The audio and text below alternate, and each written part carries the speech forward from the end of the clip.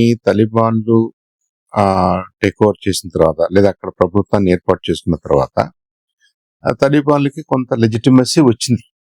ఒక పక్కన మనం టెర్రరిస్ట్ ఆర్గనైజేషన్ అంటూనే వాళ్ళు with in Afghanistan I think they are trying to get their game right. Afghanistan relative గా పీస్ఫుల్ గా ఉన్నట్టుగానే బయట ప్రపంచానికి కనిపిస్తుంది.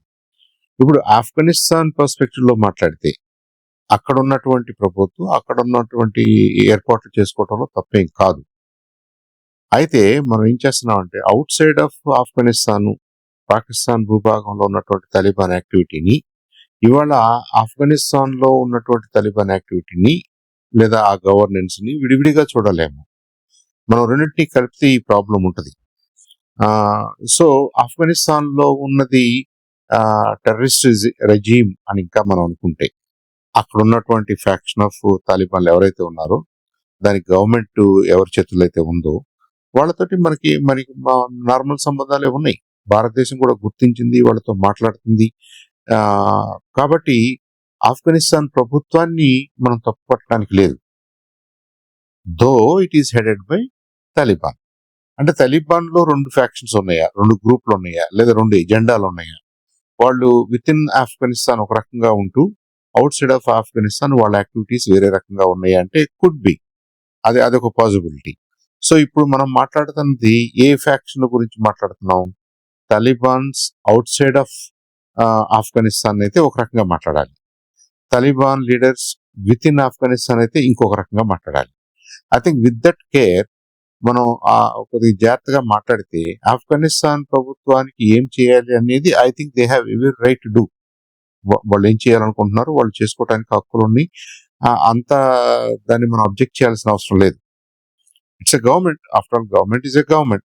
అప్పుడు దాన్ని మనం కాదు అని చెప్పేసి బయట నుంచి మనం ఇన్ఫ్లుయెన్స్ చేసేసి మనకు నచ్చవచ్చు నచ్చకపోవచ్చు. అలా అనుకుంటే there are many countries in the world outright dictatorships ఉన్నాయి, వాళ్ళ దగ్గర మిలిటరీస్ ఉన్నాయి.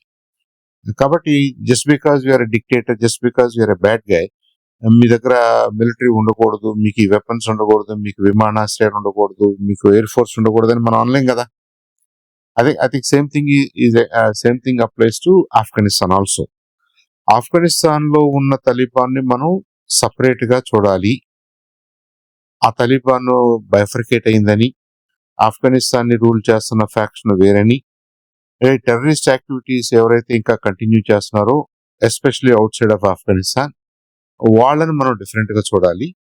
ఇప్పుడు ఎవరు దీన్ని ప్రోత్సహిస్తున్నారు, ఎవరు దీన్ని ఫైనాన్స్ చేస్తున్నారు, ఎవరు దీన్ని కంట్రోల్ చేయబోతున్నారు అన్న దాంట్లో I think we need to be very very careful. Generalize చేసి తాలిబాన్లని లేబుల్ చేయటం ప్రాబబ్లీ ఈజ్ నాట్ ఫెయిర్ అని నేను అనుకుంటున్నాను. This is directly related to our first word. ఇప్పుడు తాలిబాన్లు 2గా విడిపోయారని అనుకుందాం. I'm not commenting on whether it is true or not, just fictionally మనం మాట్లాడుకుందాం, పాసిబిలిటీ గురించి మనం మాట్లాడుకుందాం.